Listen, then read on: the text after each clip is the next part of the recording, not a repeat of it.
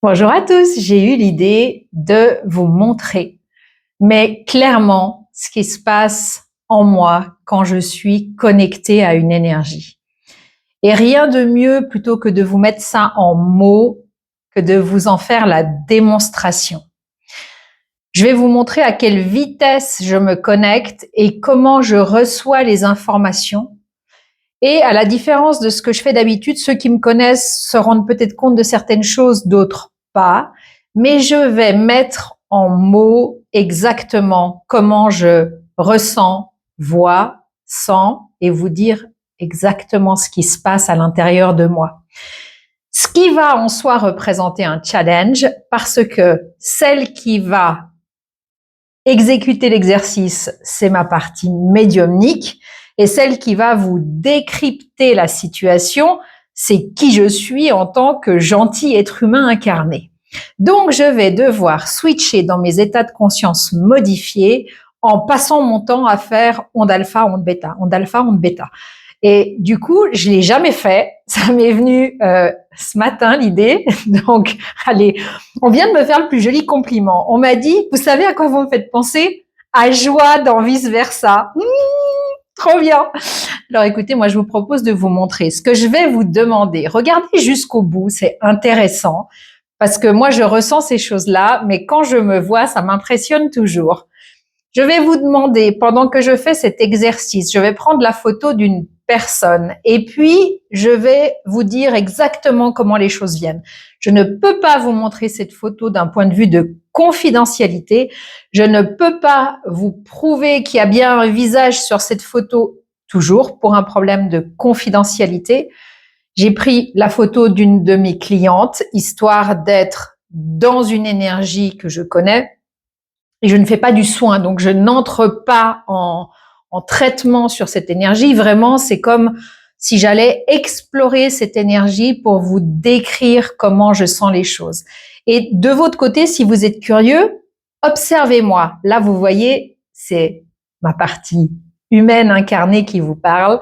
Donc, je vous regarde bien en face. Je suis dans l'esprit analytique de ce que je suis en train de vous dire, de comment je le fais, même si je n'ai ni prompteur, ni rien, ni papier ou quoi que ce soit, on est en pure spontanéité. Et puis, regardez ce qui se passe. Et je vais essayer, je dis bien, essayer de switcher dans ces états pour que vous compreniez mieux ce que c'est que d'être en moi. On essaye? Alors, ça c'est la photo que je vais prendre. Et puis, je vais regarder ce qui vient. Donc, quand je regarde cette personne, immédiatement, je sens ma gorge qui me fait comme une barre. Je vais mettre mes mains dessus pour ne pas être en visuel pour que vous voyez comment je fonctionne. Ça sera beaucoup plus simple. Donc, quand je pose mes mains dessus, je sens toute la charge énergétique de cette personne. Je sens énormément de réflexion, de pensée, je vois cette personne dans l'analyse, dans le questionnement, dans les tergiversations. Je la sens un peu perdue, comme si elle avait plus d'horizon, comme si elle essayait de regarder devant elle sans voir de fond. Donc je suis à l'intérieur de son émotionnel quand je vous dis ça et je me vois face à une plaine où tout s'offre à moi et je suis là dans l'incapacité d'avancer. Et je suis en train de regarder et je sais pas si c'est plus juste d'aller tout droit, à gauche, à droite, qu'est-ce qui m'attend, qu'est-ce que je dois faire. Je la vois dans des questionnements qui sont profonds jusqu'à aller chercher les racines même de ses fondements, de ses valeurs, de qui est cette personne. Et c'est comme une énorme remise en question où tout... un bouleversement. Je sens comme des vagues, comme des rouleaux de vagues qui m'emportent et qui me mettent à mal, en fait. Comme si j'étais un peu dans un tambour de machine à laver où ça me donne presque la nausée à me bousculer et à m'emporter dedans. C'est extrêmement perturbateur. Je vois cette personne figée qui n'arrive pas à faire le pas. C'est vraiment parce que j'ai mon pied qui veut pas avancer. Je la vois face à cette plaine et cet horizon, mais dans l'incapacité, en fait, de laisser un pied passer dedans. passer à l'avant. C'est très compliqué. Je sens beaucoup de colère, beaucoup de tristesse. Comme une rage. J'ai envie de crier, j'ai envie de... comme si je dois, en fait, je dois prendre dans ma propre bibliothèque, qu'est-ce que ça voudrait dire si je ferais ça? C'est comme si tout ça pour ça. C'est une énorme colère de gâchis, de fatigue, de déception, d'en vouloir à l'autre, de pas être là, de pas être présent, de ne pas être dans la disponibilité. Et je me retrouve face à moi-même avec mes choix, mes décisions, et je me sens complètement perdue. Ça, c'est tout ce que je ressens dans son émotionnel. Ça, c'est pas des images externes. Et si je demande, par exemple, ça fait des mois que j'ai pas de nouvelles de cette personne parce qu'elle n'a pas fait appel à moi. Alors, comment est-ce qu'elle va aujourd'hui? Cette personne, je la sens au ralenti. C'est comme si je me remets doucement. C'est comme si j'étais en... Vous savez, quand on a eu je reviens à ces rouleaux sur la plage, comme si après avoir été à moitié noyé sous ces rouleaux et pas savoir si on allait sortir de là, c'est comme si la vague m'a jeté sur la plage et je suis au sol, effondrée, et je dois progressivement reprendre mes esprits et me relever doucement. C'est pénible, c'est difficile, c'est compliqué, mais je fais les efforts parce que je sens qu'on se hisse du sol pour se reprendre, pour se récupérer avec toute la volonté, parce que le corps n'a plus aucune capacité à faire ce choix de devoir avancer. C'est vraiment comme un redémarrage à zéro, c'est comme un gros bouleversement.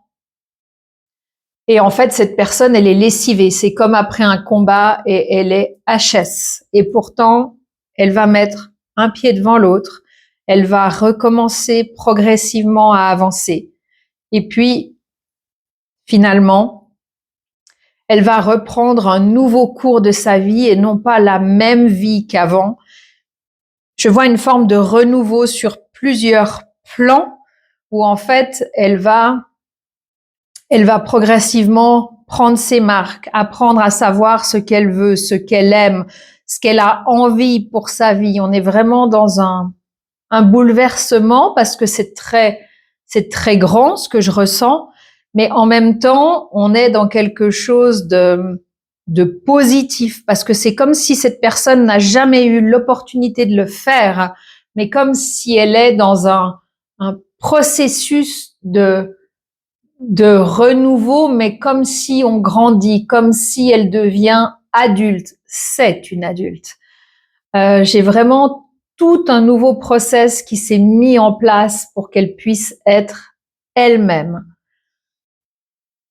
Voilà, ça c'est ce que je ressens. Et si consciemment, je lâche cette photo, je me déconnecte à cette personne.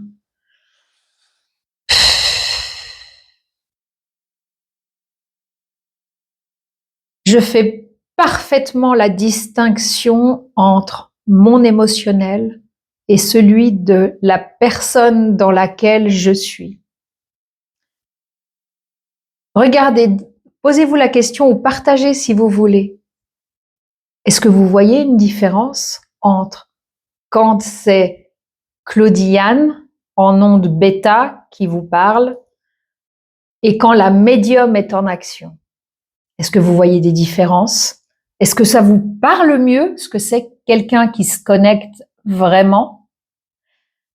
La différence, elle est majeure. Et à chaque nouvelle consultation, pour moi, c'est une nouvelle aventure.